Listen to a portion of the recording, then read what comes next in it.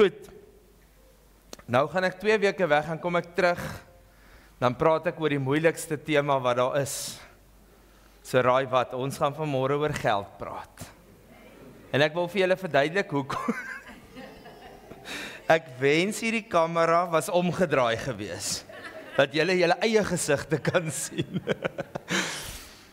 Ons het toe ons in Robertson gekom het, ek het die aand Kersdag, 12:00 het ons deur die eerste stel liggies gery, en ek het vir die Here gesê, help my om alles te vergeet van kerk, en dat ons U net dien vir wie U is. En die 2 goed wat ons uitgehaal het, was lidmaatskap en offerande. So julle sal weet, dat die hele jaar deur, praat ons nie oor offerandes en tiendes, en die opneem daarvan, en hoe dit werk nie. Maar ek het vir die Here gesê, dat in die 10de maand, sal ek 1 Sondag 'n jaar neem, om die mense toe te rus. En as ek die woord toerus sê, dan is dit oor dat ons, ek wat hier voor staan, 'n absolute getuie is, van as jy gehoorsaam is daarin, dat die Here waarlik vir jou voorsien in elkeen van jou behoeftes. Is daar nog iemand wat dit kan getuig? OK, ek is so bly ek gaan vir die res van julle preek. Nee, ek speel. Hoe julle gaan, is spyt wees ek's terug. Geld vir die kerk. As jy dit in jou kop het, verstaan jy klaar nie waaroor dit gaan nie. Wanneer ons praat oor geld vir die kerk, is daar soveel fasette wat dit behels. En daar soveel skrif, wat ek wil amper sê dat mense misbruik dit, om hulle eie kerke te bou en hulle self te verryk. So ek hoop vandag, dat ons vir julle konteks kan skep, oor waaroor dit gaan, wanneer ek geld gee. Die verskil tussen tempelbelasting, tiendes, offerandes, en saad, en 'n dank of 'n lofoffer. Want daai is alles verskillende goed. En nee, broer en suster, of boeties en sissies, soos Tristan sê, jy hoef nie vir alles geld te gee nie. Want ons is nie in die tyd waar ons 'n wet volg nie. Ons is in 'n tyd waar ons onder die genade van die Here leef. En as jy onder die genade is, dan gebruik jy die riglyne as 'n riglyn en nie as 'n wet nie. So, baie van julle lyk spyt dat julle hier is vanmôre, maar hier gaan dit, maak gereed. Die eerste skrif wat ek graag wil aanhaal, is om te sê dat Jesus by die tempel aangekom het in Kapernaum, as julle kan onthou. En hy het ingestap en die mense het vir hom gesê, of vir die disipel, hoekom het Jesus nie offers ingegooi, geld ingegooi nie? Nou dis die eerste ding waaroor ek wil praat. Tempelbelasting was niks te doen met geld vir die Here nie. Dit was ook niks te doen met om dit na die huis van die Here te bring, sodat hier spys in die huis kan wees nie. Tempelbelasting in daardie tyd was, wanneer jy 'n gebou ingegaan het, of die tempel ingegaan het jy betaal soos wat jy by 'n museum sou betaal vir 'n besienswaardigheid. En daardie tyd het hulle geld gevat, wanneer jy net by die gebou instap, moes jy 'n ingangsfooi betaal, om te sê ek wil ingaan in die gebou van die Here. So dit was soos 'n museumkoste of 'n ingangskoste. En kom ons lees dit. Ek wil net gou vinnig sien, is the Kanyisa team here? Are you guys here? Not here. Okay. Maar dan is julle mos Afrikaans. Prys die Here. Die skrif lei so vanaf vers 24 tot 27 in Matteus 17. En toe hulle in Kapernaum kom, het die wat die tempelbelasting ontvang na Petrus gegaan en gesê, betaal julle meester nie tempelbelasting nie? En hy antwoord, ja.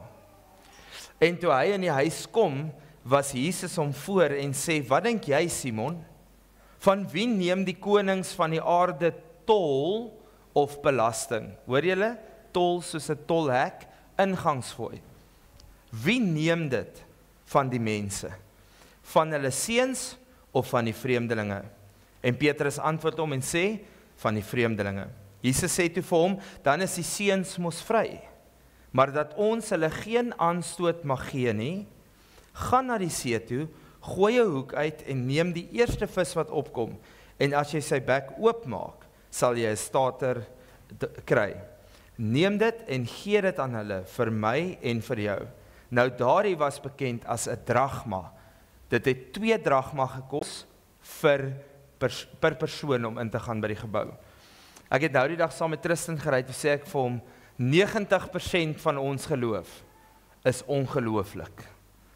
Want die stories wat hulle daar vertel, imagine. Jy het nie jou offerande hier ingegooi nie en ons sê, okay, gaan gou stilbaai toe. Dan gooi jy, vang net gou 'n visie. Eerste een wat jy kry, kyk jy binne in sy bek is jou offerande. Bring jy dit vir ons, dan gooi jy dit hier in. Nee, dankie, hou dit. Ek moet daai visgeldjie hier, want ons moet nou tel op maandag. Maar Jesus het dit met 'n baie spesifieke doel gedoen. Kan ek dit verduidelik? Jesus sê, die seuns is vry. Die oomblik wat daardie wonderwerk plaasvind, was dit God die Vader, wat 'n wonderwerk gedoen het, dat Jesus, sy seun, iets na die tempel toe kan bring, sodat die mense nie aanstoot neem, omdat hy nie ingangsfooi betaal nie. Moenie dat iemand hierdie skrif aanhaal en vir jou sê, dis offerande of tiendes nie. Dit was 'n ingangsfooi, tolgeld om in te kom. Goed, het julle vir tempelbelasting? Prys die Here, dankie 10K, lekker om jou terug te hê. Die tweede een waaroor ons praat, is dalk die moeiliker een. En dit is 'n tiende. Nou ek gaan vir julle lees, soos wat ons dit in die skrif het, en ons ken dit baie goed, maar ek wil dit graag aanhaal weer, dat julle die woorde goed hoor. In Maleagi 3 kom dit voor in die Ou Testament vanaf vers 10 tot 12. Hy sê, bring die hele tiende na die skathuis, sodat daar spys in my huis kan wees. En beproef my tog hierin, sê die Here van die leerskare, of ek vir julle nie die vensters van die hemel sal oopmaak en op julle 'n oorvloedige seën sal uitstort nie. Ek sal ook die springkane vir julle afweer, sodat hy uit die opbrengs van julle grond nie sal verwoes nie. Ook die wynstok op die land sal vir julle nie onvrugbaar wees nie, sê die Here van die leerskare. En al die nasies sal julle gelukkig prys, omdat julle die land van welbehae sal wees, sê die Here van die leerskare. Ek wil graag die Engels aanhaal vir die laaste stukkie. And all nations will call you blessed. Dit is uit die 10de beginsel. Nou, hoe het dit gewerk? Ek het nou die dag het 'n ou met my 'n debat gevoer, toe sê hy, eintlik moet ons tegnies 23.3% van jou inkomste gee. En hulle het die berekening daarvoor gedoen. Ek wil graag die goed vir julle voorlê, vir hierdie rede, dat iemand julle nie verwar nie, maar dat julle in die skrif gaan kyk, wat die waarheid rondom dit is. In daardie tyd was daar 'n 10% wat die Levitiese tiende was. Dit was om die mense wat by die kerk werk, te sorg voor. Nou kom ons praat oor 'n praktiese element. Julle het definitief verwag, dat of ek of Tristan of albei van ons hier moet wees vanmôre, is ek reg? As jy in die week bel, en sê, hallo, is jy beskikbaar? Ja, want die kerk betaal my 'n salaris. Verstaan julle? Julle lyk al kwaader. Ok, vergeet van ons. Jy definitief verwag dat die ligte moet aan wees, reg? Dat die klank moet werk en die aircons moet hardloop. Dat daar koffie moet wees. Dit noem ons 'n Levitiese tiende. Dis die geld wat na die kerk toe kom, so die operasionele kostes van die kerk gehardloop kan word. Dis 'n Levitiese tiende, as julle daai woorde kan onthou. Abraham was die eerste ene wat gesê het, ek gaan 'n tiende bring, en hy het dit na die Here toe gebring in Genesis 28:22. En dan, in Levitikus 27:30 sê dit, elke tiende van die land, van saad en van die vrugte van die bome, behoort aan die Here. Ok Alex, maar daai is mos Ou Testament. Hoor gou wat sê die woord. Wanneer ons gaan na Matteus 22 toe, want hierdie was 'n baie moeilike gesprek, nie vandag nie, maar in die Bybelse tyd ook. Die gesprek het aangedui dat hulle vir Jesus probeer uitvang. Want om hom oor geld te vra, sou die moeilike vraag gewees het. Matteus 22:19-21 sê, geveinsdes, waarom versoek julle my? Wys my die belastingmunt. En hulle het vir hom 'n penning gebring, en hy sê toe vir hulle, wie se beeld en opskrif is dit? En hulle antwoord hom, die keiser se. Daarop sê hy vir hulle, betaal aan die keiser wat die keiser toekom, en aan God wat God toekom. Nou hoor gou hier, aan God wat aan God toekom. Waar is die verwysing of die berekening, of waar moet hulle verstaan die woord toekom? Hulle gebruik die verwysing van die Ou Testament, en Jesus verwys na daardie verwysing. Nou, hoe werk die geld hier by die kerk? Ek gaan nou na die ander 13% verwys. Wanneer julle geld inbetaal of in die bokse gooi, dan word dit getel of gebank, en dan word daar berekeninge gemaak. 10% van alles wat ons inkry, betaal ons oor onder die woord statutêre fondse, en dit betaal ons oor aan hoofkantoor. Daarvan word 2 persentasies gesplit, 5% gaan vir die operasionele deel van die Boland streek, wat dan nou al die hofsaake en al die ondersoeke en die toerusting en al die leierskap, opleiding en alles behartig, en die ander 5% gaan na die hoofkantoor toe wat by die AGS is. In die tyd wat ons gebou het ek vir die kerkraad gesê, ouens, ons kan nie compromise nie. Daar was maande wat ek my 10de moes betaal, dat hulle vir my salaris kon betaal. Maar ons het elke maand ons 10de oorbetaal. Want ek kon nie waag om op my eie insig te staat te maak, of om in hierdie bouprojek na myself te kyk, of in mense se oë te kyk vir 'n mate van vergunning nie. So wanneer ons praat oor die 10de, is dit die verwysing uit die Ou Testament uit. En Jesus sê dan ook, dit is die toekom deel, wat dan nou daar gebruik was. Die ander 10% was vir fees en aanbiddingstiendes gewees, dis wanneer daar feeste gehou was, dan het hulle 10% gebring in Deuteronomium 14, en dan was die ander 3%, dis 3.3333%, want hulle moes 10% elke 3 jaar gee, wat dan pakkies opgemaak het, of geld opgemaak het vir die armes, en dit was die berekening gewees. Nou by ons, beweeg ons nie na die feeste toe nie, en ons beweeg nie na die 3.333% nie. Ons gaan op die skrif, want onthou dit was binne die Joodse kultuur om 'n fees te hou, en hulle het mos nou al die geld in een bak gegooi, en dan het die kerk vir almal gesorg. Dis nie noodwendig dieselfde situasie by ons nie. Ag, shampies. Is okay, julle, ons het almal kinders gehad, jong, het gesien van hulle is al 'n matriek. Hulle kan net nie onthou nie, dis al.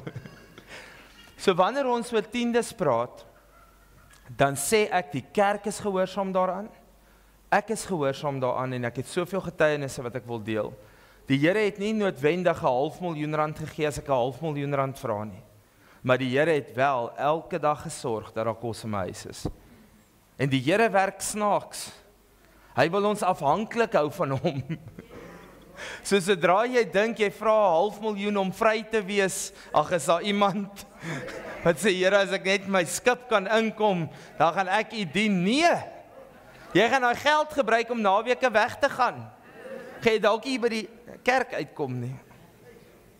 Die Here voorsien soos ons gaan, maar as ek nie daai bydra maak nie, dan voel ek nie vrymoedig om te vra nie. Dis nie hoe God werk nie, maar dis hoe ek werk.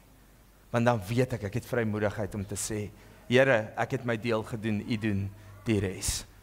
Ons werk dan nou by ons nie met die feesoffers nie, ons werk nie met die bedrag vir die armes nie, ons werk met die res van die terme wat ons noem offerande, ons werk met saad, en dit is alles in die Nuwe Testament oortuig.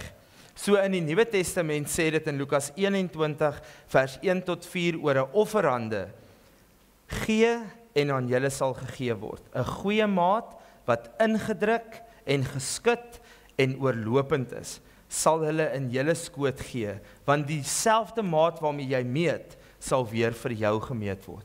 Hierdie is binne die konteks van 'n offerande. Wat is 'n offerande? Dit wat jy bring.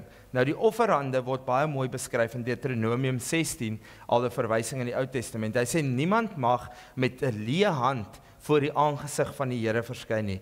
Elkeen moet gee na die seën van die Here wat aan hom gegee is. Offerande is nie jou tiende nie. Jou tiende is nie wat jy betaal op 'n plek waar jy nie kos kry of bedien word nie. Dis baie spesifiek. In ons kerk vra ons, haal asseblief jou naam af as jy jou tiende betaal. Want dis die probleem in kerk, waar name by tiendes geskrywe was, en by offerandes geskrywe was, dat ons mekaar in 'n posisie begin plaas het. Is ek reg? Ek nou gedinge gaan daai los, maar die Gees sê ek moet maar praat. Want vir baie jare het pastore 'n Excel spreadsheet aangevra oor die tiendes en die offerandes wat ingegee is, met jou naam. En die hoogste bedrag het bo begin. En dan het hulle so deurgegaan, en as jy 1 maand geskiep het, dan volg hulle jou op. Hallo suster. Die Here het jou op my hart gelê. Hy lieg, jou naam was nie op die Excel spreadsheet nie. Want dit was 'n versekering van dat God uit die equation gestuur word en dat 'n mens die bron geword het. Die oomblik toe ons dit doen, julle, onthou ek sê hierdie kerk, het ons 'n berekening gedoen, in 7 jaar het hierdie kerk se inkomste met 322% gegroei. Die Here. Want ons het nie name nie. Ons het nie Excel spreadsheets nie. Dit is die Here. Dit is die Here. En die oomblik wat dit oor die mense gaan, oor jou offerande, oor hoeveel jy gee, oor jou naam, dan wonder ek, wat verwag jy? En ek gebruik die voorbeeld. Sê nou maar 2 mense bel my op dieselfde tyd. En die een se tiende is R30.000 en die ander een se R30. Ek weet hoeveel jy gee want jou naam is op die lys. Dan word ek in 'n posisie geplaas om te kies. Nie wie's die ernstigste nie, maar wie wil ek behou in die kerk? Is ek reg? En daarom sê ons in die gemeente, ons het ook mos fondsinsamelinge probeer hou. Toe maak ons 'n carry en 'n reis. Hy selfe aand moes ons toe nou jammer sê, geld teruggee, die AGS mense kan nie vir meer as 10 mense kos maak nie. So as ons weer carry en reis verkoop, moenie koop nie. Okay. Ons gaan jou doodmaak dalk. Want dit was die besluit wat ek geneem het. Ek het gesê, Here, hierdie huis gaan nie geld genereer vir hulle self. U is die een wat voorsien.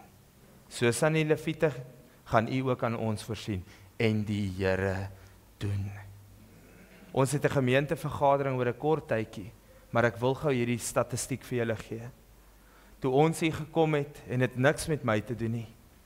Toe ons hier gekom het, was die gemeente in 2019. Toe was die inkomste per jaar net so rapsie onder die 700.000 gewees. Ons het hierdie jaar gedraai, en nou kan ek nie presies onthou nie, kan een van die kerkraadslede my help, was dit 3.4 miljoen wat ons hierdie jaar ingekry het. Die totale inkomste, ja, prys die Here, die totale inkomste van hierdie kerk was 4.2 miljoen rand hierdie jaar. Is die Here nie amazing nie? En dan vra die ouens by die streek, wat doen jy? Hoe oortuig jy die mense? Dan sê ek doen nie. Die Gees van die Here oortuig hulle. Want hier praat ons nie oor dit elke Sondag nie. Ek gaan nie jou op 'n skuldgevoel sit om te gee nie, maar vandag wil ek jou leer hoe dit werk. Die feit dat soveel mense gee, beteken daar's 'n waarheid en 'n krag aan dit. Want iets gebeur, dat dit eskaleer. As jou tiende eskaleer, beteken dit die Here voeg by. Is ek reg? Offerande, lofoffer, Tiendes werk dan so. Ek het hierdie neergeskryf. Tiende is gehoorsaamheid en beskerming wat gebied word van God af. 'n Offer is vrywilliglik en dis aanbidding vir God. Die verskil tussen die twee is, dat die tiende is 'n vasgestelde bedrag en die offer is uit jou oorvloed en uit die liefde vir God, wat jy 'n offer bring.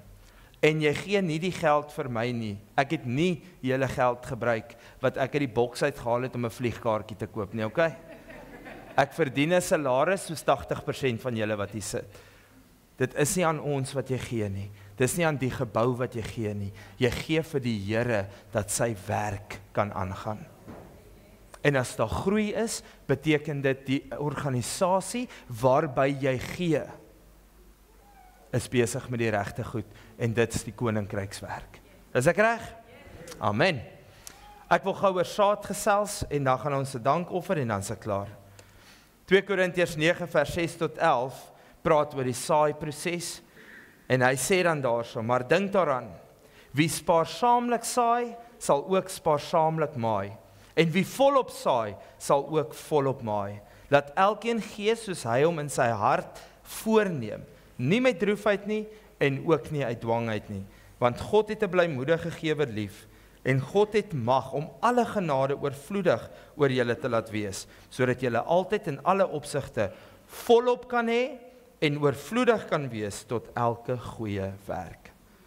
Nou saadse beginsel, en ek het weer navorsing, ek doen elke jaar my navorsing van vooraf, ek probeer nie die preek herhaal nie, want ek wil weer seker maak, alle inligting wat ek het is korrek.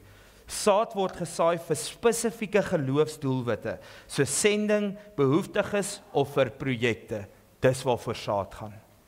Wanneer ons praat oor saad, dan gaan dit oor God is die voorsiener van die saad en ons is die saaiers van die saad in 2 Korintiërs 9 vers 10 en hy vermeerder dit deur geloof. Die oomblik wat ons oor saad praat, is dit 'n besoekende prediker vir sy bediening.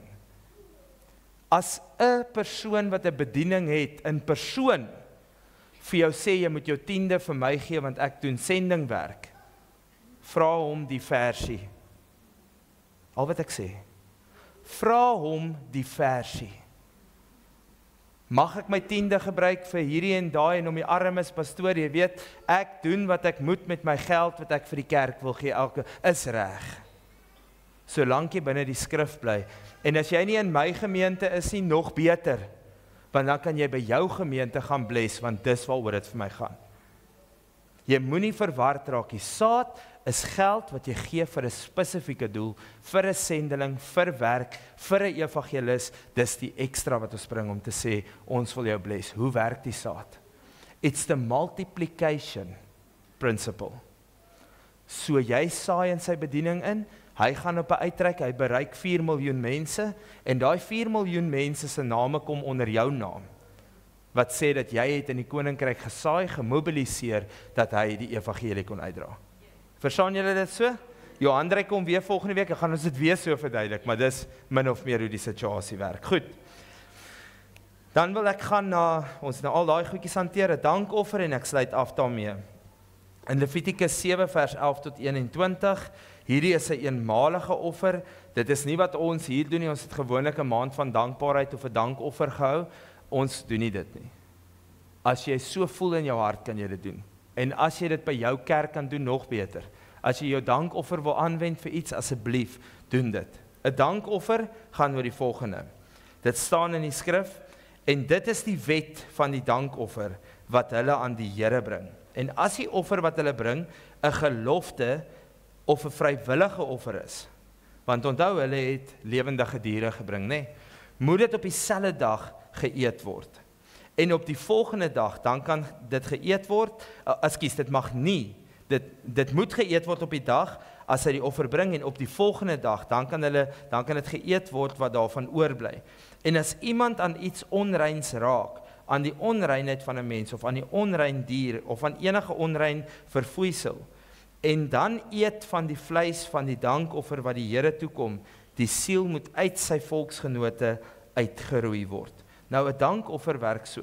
Hulle het dit gebring, Die offer, daar was brandoffers, daar was sekere diere wat heeltemal weggebrand was, dan was daar offers wat gemaak was, wat slegs die priester van kon eet, en dan was hierdie die voorhofoffers, was hierdie offers gewees. Nou ek dink, dit was eintlik maar net 'n baie groot braai gewees. Okay, kan julle dit hoor? Okay, julle wat die vanmiddag braai nie, jammer, want ek gaan julle nou vertel van 'n braai. So, hulle het die offers gebring, en dan het hulle geëer daarvan. Daar was 'n samesyn en 'n dankoffer van God se goedheid en guns. En dan was dit weggebêre en die volgende dag, want onthou, die mense het opgetrek na die tempel toe. Dit was nie soos ons wat gou kerk toe kom, huis toe, checkers toe en dan so middagslaapie nie, né? Mag ek oor die middagslaapie iets sê? Ek het iets geleer in Robertson. Trek jou pyjamas aan en klim in die bed. Moenie lieg vir jouself op die bank. As hy wee karretjies verbykom, klim in jou bed. Okay, dis wat ek gaan doen en vanmiddag gaan doen. Waar was ek? Braaivleis. Okay. So hulle het opgetrek en hulle het daar gebly in tente om die tempel. En dan het hulle weer die volgende dag gegaan. Is dit nie amazing hoe die Here gewerk het? Dat sy reëls het praktiese reëlings uitgesorteer. Nou ek persoonlik sou nie van die dankoffer die volgende oggend geëet het nie. Want gisteraand het ons lekker gebraai en daai steaks het nog so gelê.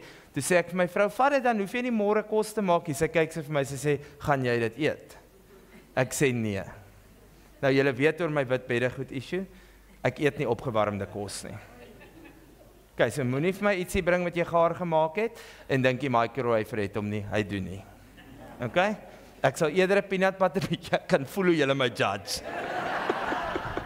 En die eerste sin wat julle sê, jy het nog nooit swaar gekry nie. Nee, julle beplan nie reg nie. Hoekom moet jy al jou kos een dag gaar maak en 'n hele week daarvan eet? Nee man, maak elke dag 'n stukkie gaar en jy het vars kos, elke dag, okay? Hy was verniet, dit is 'n tip gewees, okay? Maar hulle het toe die volgende dag teruggegaan en geëet daarvan. Hierdie dankoffer was 'n aanduiding van in die voorhof, buitekant, dat ons sê net dankie Here, dankie Here. Hierdie was aan bedrag gekoppel, aan 'n dier. Ek voel in my hart dat ons het hier in die sange ook so 'n dankoffer gebring. Want dit was waar hulle gesing het, al julle volke, klap julle hande. Hulle het daar rond gedans en gesing en saam die Here geloof. Was nie die allerheiligste nie, dit was nie aan die kant die voorhangsel nie, hulle het die buitekant sommer net eer aan die Here gebring. Okay, so volgende keer kan ons dalk die braais uitsort. Dan kan ons hier by die voorhof dankoffers bring. Ek sal help eet, ek's van die Lewiete, okay? Goed, so dit is 'n dankoffer, Psalm 50:14 sê 'n offer aan God wat lof is, en jy betaal ook dan 'n gelofte aan die Allerhoogste.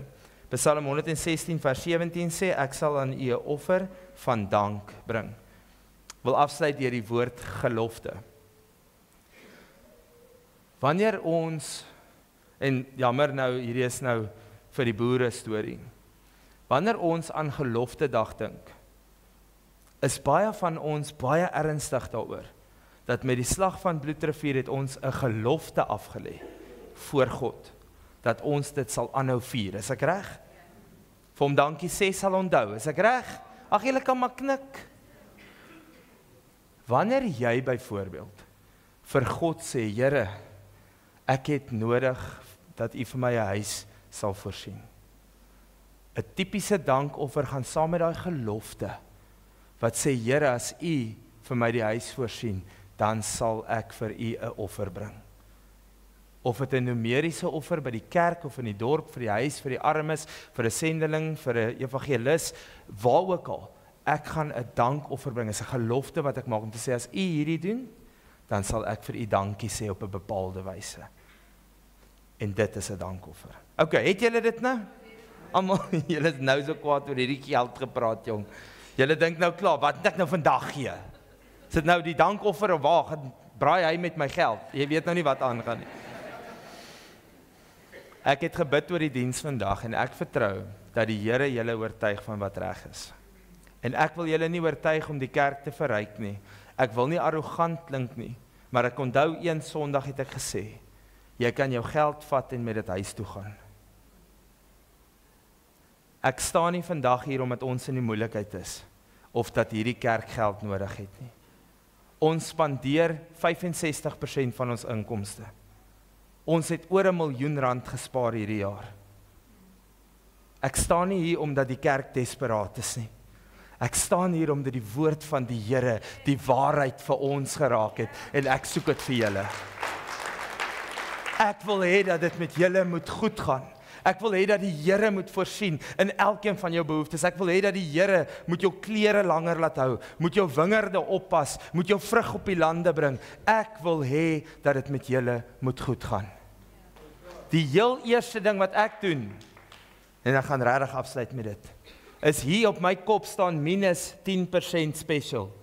En ek stout vir 'n special, hoor. Ek koop 'n ding met 'n rooi sticker sonder dat ek hom nodig het. Sal nog van die tannies, ek weet die ooms is meer, okay, goed. Dat's definitief, ons sal na die tyd sirkeltjie. Ek werk by die kerk minus 10%. Ek betaal heel eers my 10de voor ek enigiets betaal. En ek sê Leviet, ek werk by die kerk, want ek weet wat die waarde daarvan is. Mag die Here julle oortuig, mag hy julle seën, en mag julle die guns van die Here oor julle lewe beleef. Okay Alex, ek kan nie my 10de bekostig nie, die band kan opkom, dankie Rikus julle. Weet julle hoe ek my 10de begin betaal? Deur om te gee wat ek het. Ek het nie aan die begin my hele 10de gegee nie. Ek het eers klein begin, om te sê, Here, 'n gelofte, ek gaan aanhou gee, tot ek in die posisie is, om my 10de te gee en te weet, dat ek kan iemand bless. Is ek reg? Moenie skrik op die lyf jaag en jou sommetjies. Jy moet 'n blymoedige gewer wees. Hierdie moet 'n offer wees vir God.